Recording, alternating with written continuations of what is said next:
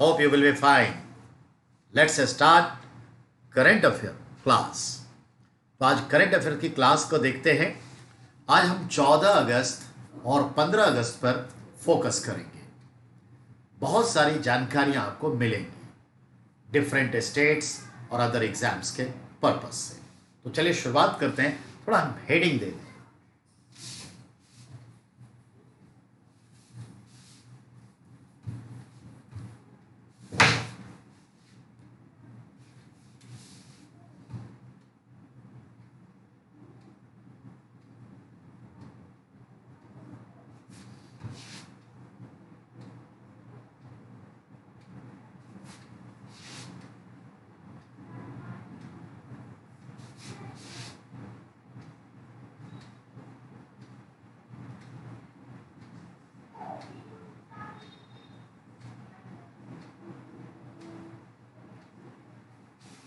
14 और 15 अगस्त 2020 के संदर्भ में हम बात करने जा रहे हैं।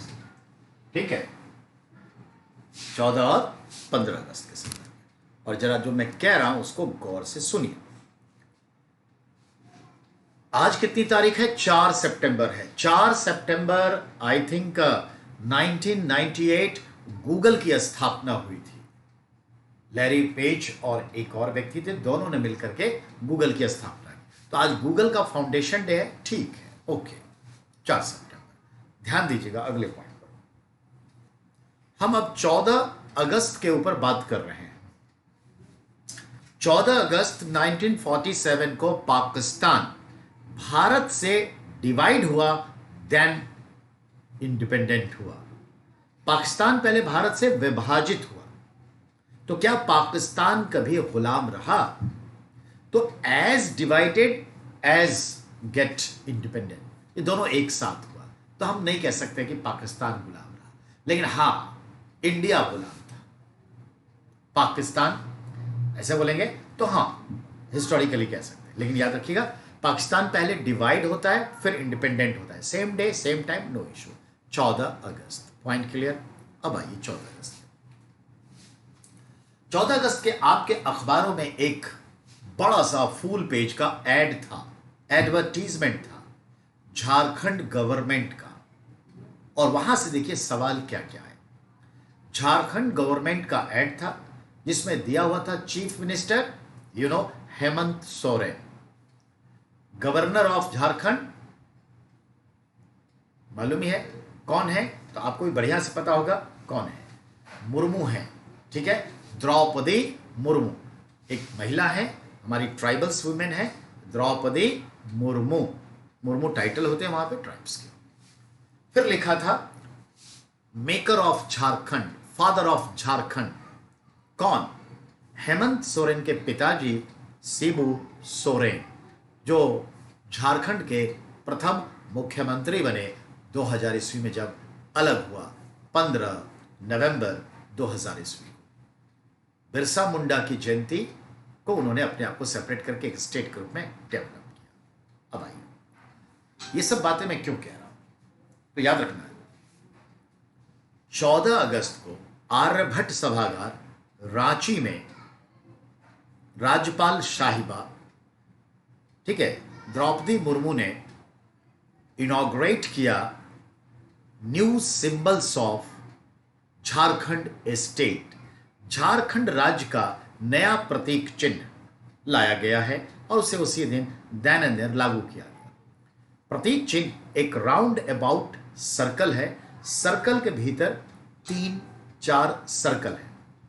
सर्कल ग्रीन कलर से है और ग्रीन कलर का सर्कल ये शो करता है क्या? वन संपदा से धनी।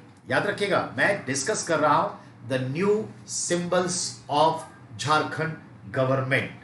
झारखंड की सरकार का नया सिंबल क्या है?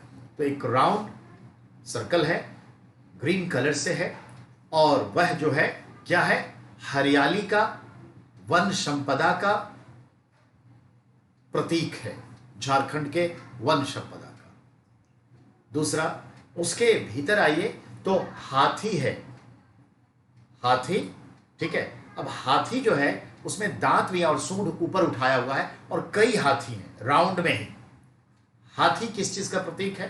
तो याद रखिएगा, हाथी प्रतीक है ऐश्वर्य का, प्रचुर प्राकृतिक संसाधनों का और राज्य के महान इतिहास, शक्ति और सामूहिक बुद्धिमत्ता का। बुद्धिमत्ता मतलब विटनेस का। ये भी पॉइंट इंपॉर्टेंट हुआ। अब आइए, अब उसके नीचे फिर एक सर्कल है, उस सर्कल में केसरिया सेफ्रॉन रंग का फूल है, बहुत सारे पूरे सर्कल में फूल है। ये पलास का फूल है, जिसे टूसू या टेसू का फूल भी कहते हैं। इसे ढाक भी कहते हैं। इसके फूल को या इस पेड़ को जंगल की आग, फ्लेम ऑफ फॉरेस्ट भी कहा जाता है। ये क्या चीज का प्रतीक है? तो याद रखिएगा, ये प्रतीक है झारखंड के प्राकृतिक सौंदर्य का और सुरम्यता का प्रतिबिंबित करता है। अब आइए, अब उसके बाद उसके बीच में क्या है? उसके बीच में जो है हमारा अशोक स्तंभ है, जो अशोकास पिलर वाला तो अशोक स्तंभ है, लॉयन हेड है। That is the actually symbol of union government, Bharat सरकार का सिंबल है, तो वो है। और वो किस चीज को सिंबलाइज करता है? भारत की संघीय ढांचा का, यानी फेडरल स्ट्रक्चर को। तो ये है आपका। और याद रखिएगा, जो पलास है वो जनजातीय कला। अब पलास के बाद एक सर्कल है हाथी मतलब अशोक स्तंभ से पहले, जिसमें बहुत सारे लोग एक दूसरे को हाथ जोड़े हुए नृत्य संगीत कर रहे हैं, वाद्य यंत्र, स्त्री और पुरुष। ये दिखाता है क्या? The art and culture of our tribals people, और उसकी डाइवर्सिटी को, उनके पर्व त्योहार को दिखाता है। और इस तरह से देखते हैं कि झारखंड स्टेट ने अपना नया सिंबल लागू कर दिया, जारी कर दिया। जितने भी जेपीएससी वाले हैं, झारखंड पब्लिक सर्विस कमीशन, या झारखंड के कोई भी एग्जाम देने वाले, डेफिनेटली ये 100% क्वेश्चन पुटअप कर रहा होगा, करेगा, नो डाउट। आप भी कभी देंगे। और आपको जनरली याद रखना है, जो झारखंड से बाहर के हैं, ये कि अभी अभी किस राज्य ने अपने सिंबल्स बदले हैं, बस झारखंड। अब आइए नेक्स्ट। अब हम बात कर रहे हैं कि व्यापार से। मैं यहां पर जो व्यापार की बात करने जा रहा हूं उसमें कुछ ज्यादा नहीं, पर डीएस नाम से एक ग्रुप है। आज से 91 वर्ष पहले एक छोटा सा चांदनी चौक पे दुकान 1929 में लगाया और इत्र सेंट बेचा करते थे।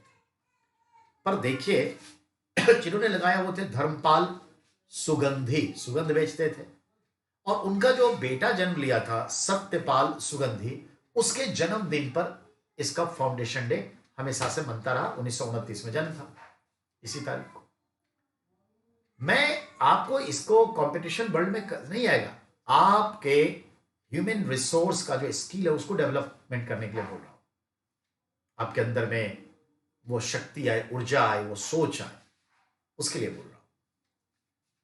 एक इत्र से व्यापार शुरू किया और आज 91 इयर्स के दरमियान वह एक अरबपति व्यापारी हैं। और स्टेप बाय स्टेप उन्होंने काम किया, जनरेशन टू जनरेशन काम किया, और 91 इयर्स हो गया। आज उन्हीं के प्रोडक्ट आप देखेंगे और यूज भी कर रहे हो। क्या? तो गौर से सुनिए। इन्होंने पल्स टॉफी कितना खाते हैं? पल्स खाओ, खुद जान जाओ, या जो भी है, पल्स टॉफी ने, ये पल्स टॉफी इनका 1000 करोड़ रुपए का कारोबार है। दुनिया के 30 से ज्यादा देशों में भी जाता है, और भारत में तो पल्स राज कर रहा है। दूसरा आइए, इन्हीं का है पास पास, जो लोग खाते हैं गुटखा, पास पास या पान पराग उसमें होता है। ये जो रजनीगंधा है ये उन्हीं का है, डीएस का ही है। ये जो आपका बाबा तंबाकू है उन्हीं का है। तुलसी तंबाकू उन्हीं का ब्रांड है। फिर देखते हैं केशर उन्हीं का ब्रांड है, फ्रू उन्हीं का ब्रांड है, और मालूम है कैच मसाले उन्हीं का ब्रांड है। आज देखिए कहां पहुंचे, स्टेप है। कभी घबराना नहीं है, जल्दीबाजी नहीं करनी है। वैसे भी कहते हैं जल्दीबाजी शैतान का है, पर बेटा दृष्टिकोण क्लियर रखना है, वर्क स्टेप बाय स्टेप करना है। एक हो जाए तो दूसरे की तरफ आगे बढ़ाना है। इससे शांति भी बनी रहती है, संसाधन का भी दुरुपयोग नहीं होता, और सोच अगर मजबूत है तो सक्सेस भी तय है। मैं एक एग्जाम्पल दिया, आप इसे नहीं भी पढ़ेंगे कोई हर्ज नहीं है, जो टॉपिक नंबर 2 है, पर मैं हर तरह से बच्चे की पर्सनालिटी को डेवलप करता हूं। तो आप अपनी एक सोच बनाइए, दूर दृष्टिकोण बनाइए। अब आइए, अभी human resource development ministry India government ने यूनिवर्सिटीज के रैंकिंग निकाला और उसमें जो सेंट्रल यूनिवर्सिटी थी उसकी रैंकिंग निकाला। भारत में 40 सेंट्रल यूनिवर्सिटी फंक्शन में है। इस 40 यूनिवर्सिटी में सबसे बेहतर रैंक 90% मार्क्स लेकर नंबर 1 पे है दिल्ली स्थित जामिया मिलिया इस्लामिया। जामिया मिलिया इस्लामिया रैंकिंग में नंबर 1 है। और रैंकिंग में नंबर 2 जो सेंट्रल यूनिवर्सिटी है, राजीव गांधी यूनिवर्सिटी ईटानगर अरुणाचल प्रदेश, सेकंड। और थर्ड नंबर पर है जवाहरलाल नेहरू यूनिवर्सिटी न्यू दिल्ली। तो top 3 university as a central university these are Jamia Millia, Rajiv Gandhi Itanagar और फिर JNU. And I would like to be say JNU की स्थापना 1966 या 67 के आसपास हुई, नो डाउट रहने दीजिए। जामिया मिलिया इस बार इंपॉर्टेंट होगा। जामिया मिलिया इस्लामिया की स्थापना 1920 में हुई थी and that's completed 100 years centenary anniversary foundation year. ठीक है, याद रखिएगा 100 वर्ष पूरे हो गए। Point clear? तो सेंटेनरी है, पॉइंट क्लियर हुआ, इसलिए इंपॉर्टेंट है। यहां 2 चीजें और जोड़ता हूं। अभी हमारे जामिया मिशलिया की जो है ना, जो ये है क्या कहते हैं वाइस चांसलर, वो जोया हसन है, सॉरी वाइस चांसलर अख्तर साहिबा है। और अख्तर साहिबा ने अभी 1.5 करोड़ रुपए रिसीव की हैं एज ए ग्रांट, अनुदान, जो जोया हसन साहिबा ने दी है। जोया हसन ने जो दिए हैं अपने पति, जो इसी यूनिवर्सिटी के वाइस चांसलर रहे और बहुत बड़े इतिहासकार रहे, इतिहासविद रहे, जिनका नाम है मुशीरुल हसन। इनकी किताब हम भी पढ़ते हैं, आईएएस में इनकी किताब मिडाइवल इंडिया पे बहुत काम करता है। तो उनके नाम से एक बेंच बनेगा, पीठ बनेगी, ठीक है, चेयर्स, जिसको आचार्य कहते हैं, चेयर्स बनेगा, और लोगों को स्कॉलरशिप दिया जाएगा। 1.5 करोड़ पे डोनेट किया। तो ये चीज है। अब आइए, तो जामिया मिलिया इस्लामिया, ठीक है। अब मैं जो कह रहा हूं उसको गौर से सुनिए। अब मैं आपसे ये कह रहा हूं कि जो अलीगढ़ मुस्लिम यूनिवर्सिटी है वह 1875 में एक स्कूल के रूप में सर सैयद अहमद खान ने स्थापित किया। अलीगढ़ एंग्लो ओरिएंटल मुस्लिम स्कूल एट अलीगढ़, ठीक है ना, इन 1875। But that school converted into university in 1920 after 45 years later. तो 1920 में उसका स्टेटस बदल गया और अलीगढ़ मुस्लिम यूनिवर्सिटी यानी AMU बन गया। In that respect this university also completed 100 years. So AMU celebrating as a university 100 years and Jamia Millia Islamia also 100 years. याद रखिएगा, दोनों इंपॉर्टेंट, भूलिएगा, सवाल तय है। और ग्रेडिंग जो बताया, central institute number 1 Jamia Millia, second Rajiv Gandhi Itanagar, और थर्ड मैंने क्या कहा, जे। Point clear? आगे आते हैं। अब आइए, अगला जो है एक छोटा सा है, उसको समझिए। जो हरियाणा है उसका जो एक शहर है गुरुग्राम, गुरुग्राम में सेक्टर 62 नहीं, हाँ, सेक्टर में जो है एक आधुनिक स्तर पर कुश्ती के लिए एरेना बनाया गया है। ताऊ देवीलाल स्टेडियम में एक कुश्ती के लिए अखाड़ा बनाया गया है। तो जो लोकल लेवल पे एग्जाम होता है सवाल बना देगा। अब आइए दूसरा, हम मारुति उद्योग लिमिटेड की बात करने जा रहे हैं। जो मारुति कंपनी है, जो जापानी कंपनी है और भारत में काम करती है, मारुति उद्योग लिमिटेड, MUL। हम आपको बता दें, MUL का जापान के साथ एग्रीमेंट साइन कराने में सबसे बड़ा हाथ किसका था मालूम है? प्रणब दादा का, तब वो वित्त मंत्री थे, तो प्रणब दादा का है, इस काम को उन्हीं को सौंपा गया था। तो मारुति आई तो अपना 800 मारुति लेकर आई। चलो, 2000 ईस्वी में मारुति ने अपना एक कार लॉन्च की जिसका नाम था अल्टो। और ये कार बहुत ही पसंद आया मिडिल क्लास के लिए, बहुत ही कॉम्पैक्ट कार, और धड़ाधड़ बिकने लगा। जब इसने 10 लाख को रिकॉर्ड को तोड़ा तो भी सवाल आया, भारत का वह कार जो 10 लाख से ज्यादा बिकी है, ठीक है, अल्टो। लेकिन अब क्या, ये कार 40 लाख बिक चुका है। तो कोई भी कार भारत में 40 लाख बिक चुका है, ये पहला है अल्टो, तो एक रिकॉर्ड हुआ। अब ध्यान दीजिए, 2000 से लेकर 2016 तक लगातार ये सबसे ज्यादा बिकने वाली कार हुई भारत में, नंबर 1 पे रहा। 40 लाख लोगों ने इसे खरीदा है। समझ आ गई? अल्टो, ये एक सवाल बना देगा। अब आइए नेक्स्ट। अब हम बताते हैं, भारत सरकार ने एक आदेश जो पारित किया था उसको ध्यान में रखते हुए सुप्रीम कोर्ट के निर्देश पर भारत का जो इंडिया पोस्ट है, डाक विभाग है, इंडिया पोस्ट ने क्लियर कर दिया है कि जो भी डाक विभाग में, पोस्ट ऑफिस में जिनका भी सेविंग अकाउंट है, अगर वो आधार से लिंक करा लेते हैं तो उस सेविंग अकाउंट से आपको गवर्नमेंट से मिलने वाले सब्सिडी का पैसा मिलता रहेगा। If you are not linked with Aadhaar, it is not possible. Supreme court के निर्देश पर कह दिया गया कि ठीक है मिलेगा, लेकिन आधार से लिंक कराना होगा। तो याद रखिए, एक पॉइंट ये अंडरस्टैंडिंग के लिए है। मैंने कहा जीएस सिर्फ एग्जाम पास करने के लिए नहीं है, आपकी पूरी पर्सनैलिटी को जो है आपको मेकअप कर देता है, मायने रखता है। अब आइए, अगला है कि पाकिस्तान के इशारे पर बांग्लादेश में 1975 को 14 अगस्त को ही तख्ता पलट हुआ, और जो शेख मुजीबुर रहमान थे राष्ट्रपति, उनके रेसिडेंस पर, सरकारी आवास पर, वहां की मिलिट्री बांग्लादेश राइफल ने हमला किया और टैंक वैंक सब चलाया, सबको मारकर खत्म कर दिया। उसकी विडो रह गई, कौन? शेख हसीना, ध्यान में रखिएगा। और जो है विडो, सॉरी, सबको मार दिया, वाइफ को भी और खुद को, मुजीबुर रहमान को। तो उनकी बेटी एक थी जो विदेश में पढ़ती थी, शेख हसीना, जो राजीव गांधी सबकी दोस्त हुआ करती थी, साथ में लोग पढ़ते थे। तो शेख हसीना सिक्योरिटी पर्पज से भारत में इंदिरा गांधी के आवास में साथ साथ रही 6 महीने प्लस। आज शेख हसीना बांग्लादेश की प्रधानमंत्री है, ये ध्यान में रखिएगा, ठीक है, प्रधानमंत्री।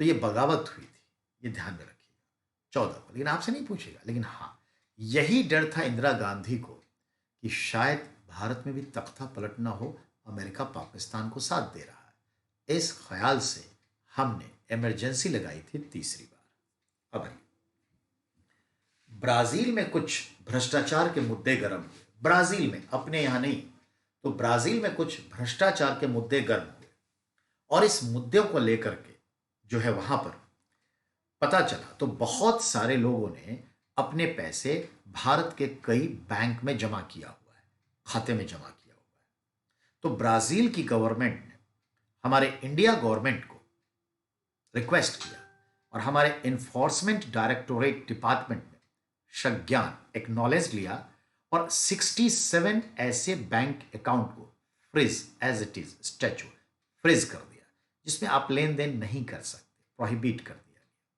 ठीक है, ये ध्यान में रखिएगा। किसके कहने पर? ब्राजील के कहने पर। इसमें ब्राजील के कुछ भ्रष्ट लोगों का पैसा इस अकाउंट में, 67 बैंक अकाउंट को फ्रीज किया गया है। Point clear? अब आइए, अब हम मिस्टर मोदी जी के लिए कुछ बात करेंगे, ठीक है?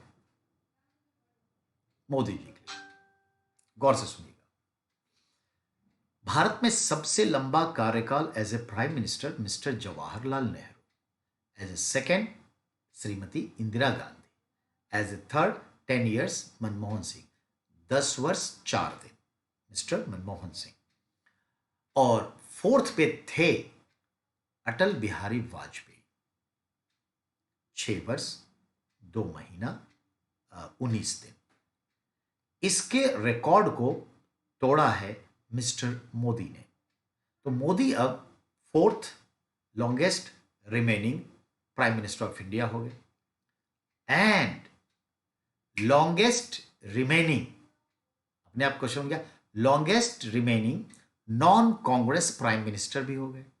Longest remaining non Congress prime minister mister Modi break the record of mister Vajpayee. Vajpayee ji का रिकॉर्ड क्या था? 6 वर्ष 2 महीने 19 दिन। इनका रिकॉर्ड इससे आगे बढ़ गया। तो 14 अगस्त को इन्होंने रिकॉर्ड तोड़ दिया, या 13 अगस्त को। Point clear? तो ये क्वेश्चन बन गया और ये अच्छा क्वेश्चन है। अब आइए,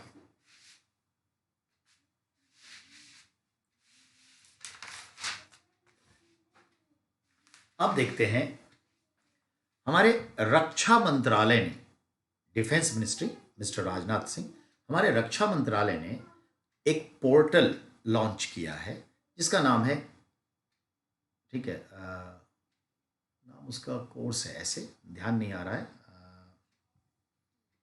एक मिनट।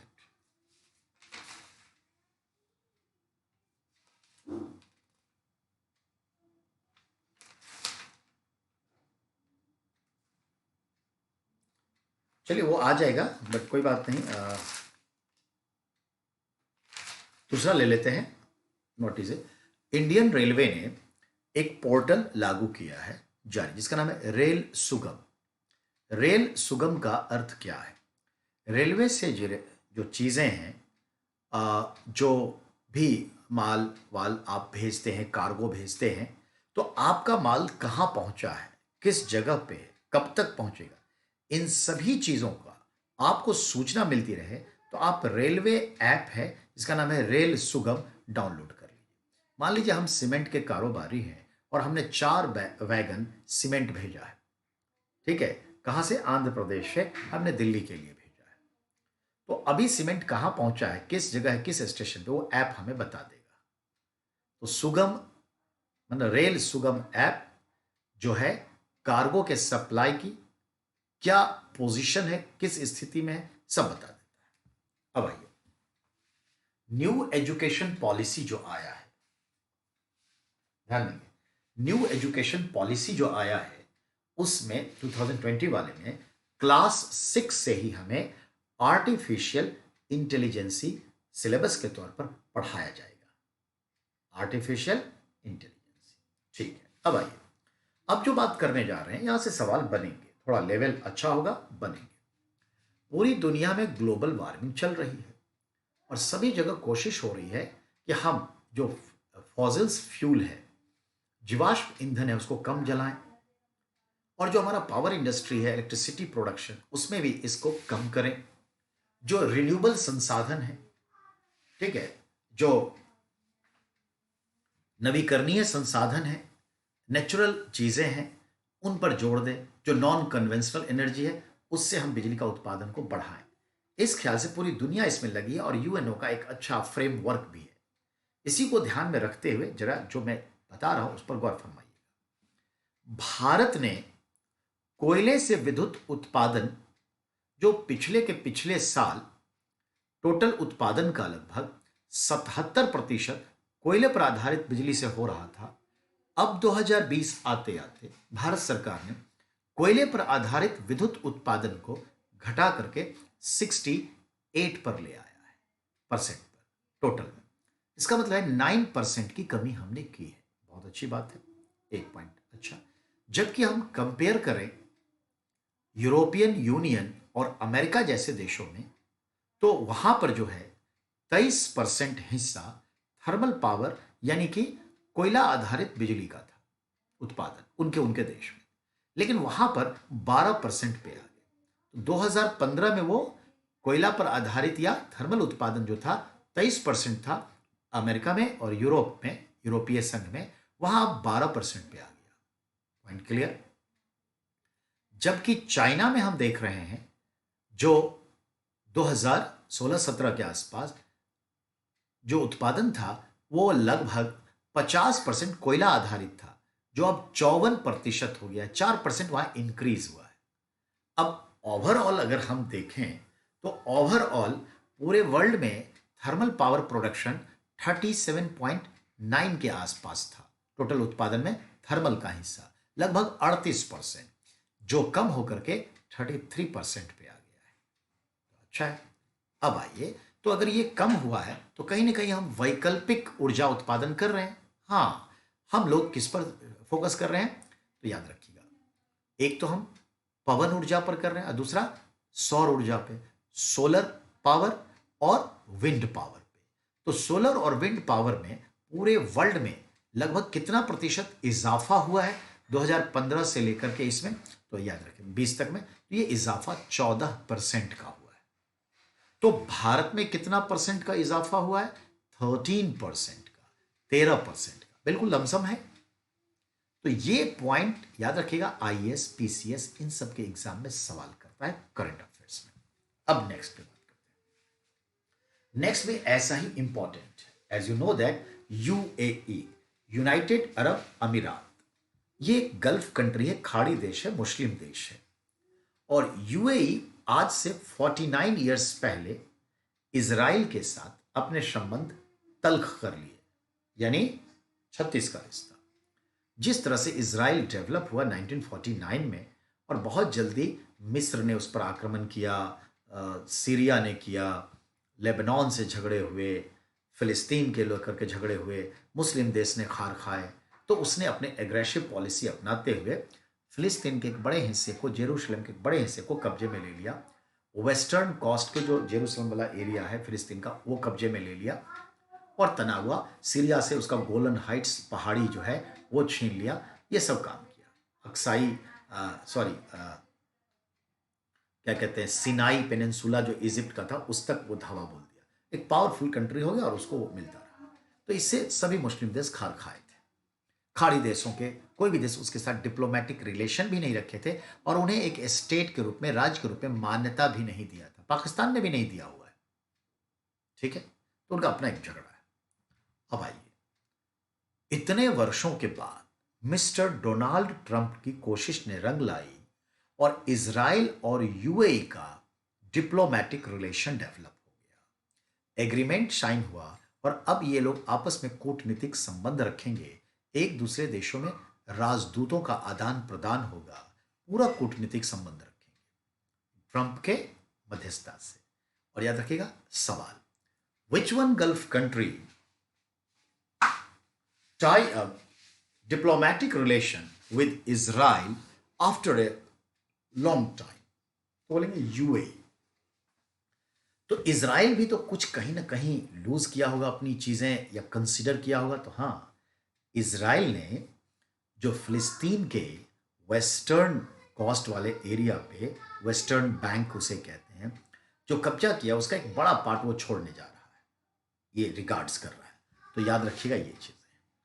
और बहुत जल्दी डिप्लोमेटिक रिलेशंस भी हुआ और इजराइल का जहाज यहाँ उतरा और जो वहाँ पर हमारे नेतन्याहू हैं उनके साथ मुलाकात भी हो रही है। समझ में आई? First Gulf country who tie up diplomatic relationship with Israel. It's a good question.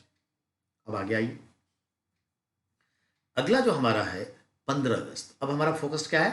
15 अगस्त पे। 14 अगस्त हो गया, it's finished, now going on। अब ध्यान दीजिए, 15 अगस्त 2020 को हम जो सेलिब्रेट कर रहे हैं दो तरीके से। वर्षगांठ बोले तो 73वीं वर्षगांठ आजादी का, इंडिपेंडेंट इंडिया का 73rd एनुअल, ठीक है ना, एनिवर्सरी हम मना रहे हैं।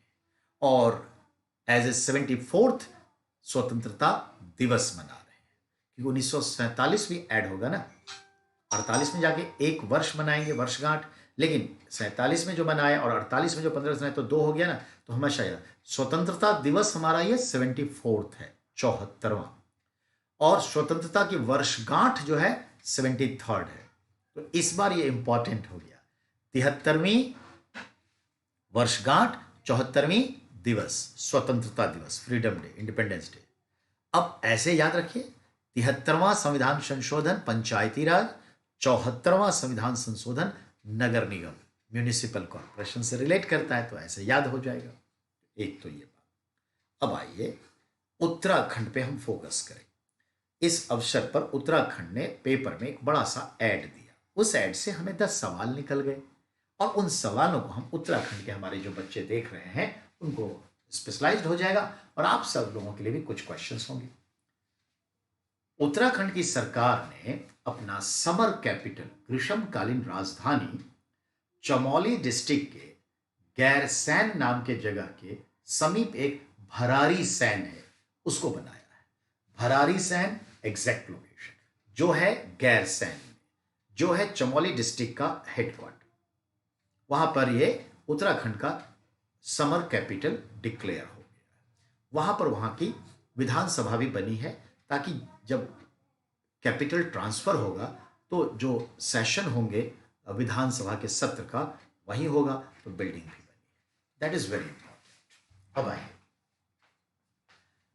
उत्तराखंड एग्जाम को सोचिए दिमाग में, उत्तराखंड पीसीएस को दिमाग में लीजिए, उत्तराखंड के अदर एग्जाम को दिमाग में लीजिए। उत्तराखंड के निम्न जगहों पर मेडिकल कॉलेज है या निर्माणाधीन है। कहां?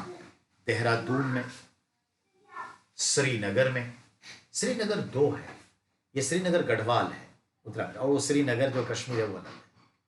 अल्मोड़ा में, हल्द्वानी में और रुद्रपुर में, इन सभी जगह मेडिकल कॉलेज ओपन हुए हैं या फिर हो रहे हैं। 2 और लिस्ट में डाल दिया गया है, हरिद्वार में और पिथौरागढ़ में भी मेडिकल कॉलेज स्थापित होंगे। ये कैबिनेट ने पास कर दिया है। अब आइए उत्तराखंड की सरकार ने अटल आयुष्मान योजना, जो हमारी एक हेल्थ स्कीम है, दुनिया की सबसे बड़ी हेल्थ स्कीम है, जिसमें लगभग 50 करोड़ लोगों को कवर किया जाएगा, नहीं, और लगभग इसमें क्या होगा 10 करोड़ फैमिली कन्वर्ट हो रहे हैं। तो उत्तराखंड की सरकार ने ध्यान रखिएगा कि अटल आयुष्मान हेल्थ स्कीम के तहत उत्तराखंड के सभी परिवारों को 5 लाख रुपए का एनुअल हेल्थ इंश्योरेंस कवर कर रही है, सभी परिवारों, अमीर से अमीर, गरीब से गरीब। अब आइए किसान कल्याण योजना के तहत बिना ब्याज के किसानों को 3 लाख रुपया दे रही है, और जो महिलाओं के स्वयं सहायता समूह है, सेल्फ हेल्प ग्रुप, उसे 5 लाख रुपए का ऋण उपलब्ध होता है विदाउट इंटरेस्ट। एक्चुअली बैंक तो इंटरेस्ट लेगी, पर वो इंटरेस्ट गवर्नमेंट ऑफ उत्तराखंड भरेगी, यानी सब्सिडी। अगले पॉइंट पर आइए। मुख्यमंत्री बाल पोषित योजना के तहत वहां की सरकार लगभग 24 लाख परिवारों को प्रत्येक महीने 2 किलो दाल, 2 किलो पल्सेस मिनिमम कॉस्ट पर दे रही है, मिनिमम प्राइस पर दे रही है। ये भी हम समझ गए। याद रखिएगा, वहां पर जमरानी या जामरानी बांध का प्रोजेक्ट क्लियर कर दिया गया है कि ये बनेगा, और दूसरा टिहरी झील योजना को भी हरी झंडी मिल गई है। पूरे भारत में जो 2024 तक हर घर नल जल योजना चल रही है कि प्रत्येक घर में अब ड्रिंकिंग वाटर एटलीस्ट पानी जो है पाइपलाइन से सप्लाई हो। तो हर घर नल जल योजना के तहत जो उत्तराखंड में चल रहा है, उसमें उत्तराखंड की सरकार ने हर फैमिली को ये कनेक्शन जो दे रही है, कनेक्शन के बदले सिर्फ 1 रुपया चार्ज कर रही है। 1 रुपया। एक तो ये पॉइंट हो गया। अब आइए, उत्तराखंड की सरकार ने ये डिसाइड किया है कि 27 हेलीकॉप्टर पोर्ट बनाया जाएगा टूरिज्म को डेवलप करने के लिए, रिचनेस को बढ़ाने के लिए। 27 पहाड़ी एरिया है तो हेलीकॉप्टर सर्विस अच्छा है, तो 27 हेलीपैड नहीं, हेलीपोर्ट बनने जा रहा है। हेलीपोर्ट मतलब हुआ जैसे एयरपोर्ट, वैसे हेलीकॉप्टर का भी पोर्ट। भारत का पहला heliport Begumpur, Rohini, Delhi, I think 2017 मार्च में इनॉग्रेट हुआ था, तो रोहिणी में है बेगमपुर, ठीक है ना। अब आइए, अब हम देखते हैं उत्तराखंड की सरकार ने कहा है कि उत्तराखंड में अगर कोई उत्तराखंड के लोग दुर्घटना की वजह से मृत्यु प्राप्त करते हैं तो उन्हें अब 50,000 की जगह 1 लाख रुपया दिया जाएगा। कोई गंभीर रूप से घायल होते हैं तो उन्हें 20,000 की जगह 40,000 दिया जाएगा, और कोई साधारण रूप से घायल होते हैं तो उन्हें 5,000 की जगह 10,000 रुपये दिए जाएंगे। अब नेक्स्ट की बात करें, हमारा जो एक गवर्नमेंट है, यूनियन गवर्नमेंट, उसमें जो सोशल जस्टिस मिनिस्ट्री है, सामाजिक न्याय मंत्रालय, उसके मंत्री हैं हमारे थावरचंद गहलोत, राजस्थान से है थावरचंद गहलोत। थावरचंद गहलोत ने भारत के 272 डिस्ट्रिक्ट की पहचान की है जहां पे ड्रग्स का काफी कारोबार होता है, और हमारे नौजवान, स्कूल बॉय, कॉलेज बॉय, बहुत सारे समुदाय ड्रग्स काफी लेते हैं। उड़ता पंजाब तो सबको मालूम है, और वाकई में गांव गांव में ड्रग्स चल रहा है। मेरे गांव में भी इतने लोग हैं ड्रग्स लेते हैं, गांजा, भांग, ये सब कॉमन है। तो कहने का मतलब ये है कि social justice ministry of India government take decision to, ठीक है, campaign, anti drug campaign to focused school, college and community to aware present generation, young generation, that driven by the social justice ministry, anti-drug campaign. It will be the hot question, and 272 districts is considered vulnerable. यानी ज़्यादा घातक है वो, वहाँ ज़्यादा काम करना पड़ेगा। जब मोदी जी चुनाव प्रचार कर रहे थे 2014 में, तब वो जो पंजाब गए थे तब बोले थे, एक महिला, एक लड़की सब आई थी, उससे मिली थी कि हमारे पंजाब का कुछ करिए, हमारा भाई, पिता सब ड्रग्स के नशे में है। तो उन्होंने कहा था कुछ करूंगा। सही मायने में अब तक कुछ नहीं किया, सही मायने में अब तक कुछ नहीं किया। अब आइए, ड्रग्स बहुत पैसा देता है, और ये पैसा इलीगल तरीके से बहुत लोगों के हाथ में जाता है, ठीक है।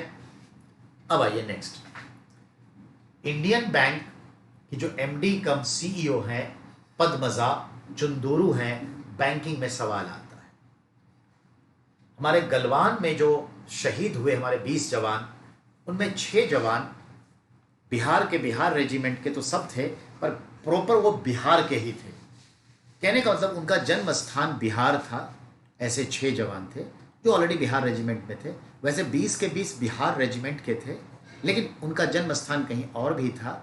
लेकिन 20, ऐसा नहीं है कि मैं भारत को बांट रहा हूं, हमारे सेंटिमेंट को समझिए। जब बीपीएससी का एग्जाम आएगा तो इस तरह से सवाल बना सकता है, ठीक है। बिहार के कितने शहीद हुए गलवान में बिहार रेजिमेंट के थ्रू, तो आप क्या कहेंगे? 6 जवान। अब आइए, knowledge economy is focusing new education policy 2020, यानी 2020 का जो नया एजुकेशन पॉलिसी आया है उसमें नॉलेज इकोनॉमी को बहुत फोकस्ड किया गया है कि ज्ञान के दम पर हम कितना संसाधन कमा सकते हैं। अब आइए, एजुकेशन में 12 ऐसे चैनल्स टीवी पर आने वाले हैं जो 100 यूनिवर्सिटी के लिए ऑनलाइन कोर्स को तैयार करके पब्लिश करेंगे और टेलीकास्ट करेंगे। कहने का मतलब ये है, आज हम देखें तो लगभग 20 हायर एजुकेशन इंस्टीट्यूशन जो है इंडिया में, उसको बहुत ही इमिनेंट, ठीक है ना, इमिनेंट सिचुएशन में डाला है कि ये बहुत ही सेंटर ऑफ एमिनेंस है, जिसमें बीएचयू भी है, दिल्ली यूनिवर्सिटी भी है, और बनारस हिंदू यूनिवर्सिटी भी है। भारत में फिलहाल 240 एजुकेशनल टेक्नोलॉजिकल स्टार्टअप चल रहा है।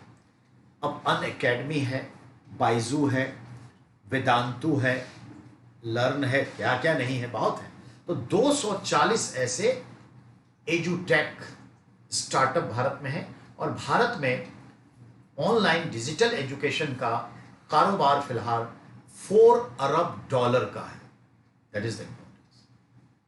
अब आइए, 15 अगस्त की संध्या पर 84 वीरों को, जो हमारे पैरामिलिट्री फोर्सेस थे, जो हमारे पुलिस डिपार्टमेंट के थे, उन लोगों को वीरता पुरस्कार दिया, शौर्य सम्मान, जिसमें हम कीर्ति चक्र, शौर्य चक्र और वीरता पुरस्कार, ये 3 शब्दों से जानते हैं। तो 15 अगस्त की पूर्व संध्या पर राष्ट्रपति ने भारत के 84 हमारे जो पैरामिलिट्री फोर्स हैं, अर्धसैनिक बल और पुलिस को नवाजा है। ये इंपॉर्टेंट। कीर्ति चक्र पुरस्कार अब्दुल रशीद कलास को दिया गया है मरणोपरांत, जो हमारे कश्मीर में टेररिस्ट से लड़ते हुए मारे गए। हवलदार आलोक दुबे और कृष्ण रावत कर्नल साहब को भी मरणोपरांत राज्य पुलिस के तहत दिया गया है, ठीक है, और उनको भी मिला है वीरता पुरस्कार। अब रही बात कि किस राज्य की पुलिस को सबसे ज्यादा मेडल मिला, ये अलग एक श्रेणी होती है, कौन सा राज्य का पुलिस अच्छा काम किया। तो नंबर 1 पे जम्मू कश्मीर की पुलिस को मिला है, जो 81 मेडल मिले हैं। नंबर 3 पे उत्तर प्रदेश की पुलिस है, जिसको मेडल मिला है, 23 मेडल मिला है। दिल्ली पुलिस के 3 जवानों को राष्ट्रपति पुलिस सेवा दी गई है। ये दिल्ली पुलिस के एग्जाम में आएगा। दिल्ली पुलिस के बच्चे याद रखिए, दिल्ली पुलिस के एग्जाम में आ सकता है। क्या दिल्ली पुलिस के 3 सिपाहियों को, जवानों को राष्ट्रपति पुलिस सेवा पदक, 16 जवानों को जो है पुलिस वीरता पदक और 16 जवानों को सराहनीय सेवा पदक से नवाजा गया है। और दिल्ली पुलिस के ही हमारे जो मोहक चंद थे, उनको वीरता पुरस्कार दिया गया है, जिन्हें हम पहले अशोक चक्र दे दिए थे बाटला हाउस एनकाउंटर में, याद रखिएगा। अब आइए, अब हम बात करें मोहन चंद शर्मा, जो बाटला हाउस एनकाउंटर के इंस्पेक्टर थे हमारे दिल्ली पुलिस के। उन्हें जो है वीरता पुरस्कार फिर दिया गया है। अशोक चक्र तो उन्हें हम बहुत पहले दिए थे, तो दैट इज इम्पोर्टेंट, जिसके ऊपर फिल्म भी बनी थी, you can understand, John Abraham की कोई मूवी आई थी, ये चीज़ें बाटला हाउस करके। अब आइए, रक्षा मंत्रालय, जो मैं भूल रहा था, रक्षा मंत्रालय ने जो है एक पोर्टल जारी किया है, लॉन्च किया है, जिसका नाम है सृजन। इसका मकसद है निजी क्षेत्र के जो कंपनियां डिफेंस रिलेटेड वेपनरीज इंस्ट्रूमेंट्स बनाना चाहते हैं, उसके प्रोडक्शन सिस्टम को देखना चाहते हैं, वो इस ऐप पर आकर के, पोर्टल पे आकर के डिटेल जानकारी ले सकते हैं। तो ये ध्यान रखें। इसके तहत मैं आज लास्ट करता हूं, नेक्स्ट बात करूंगा मंडे को।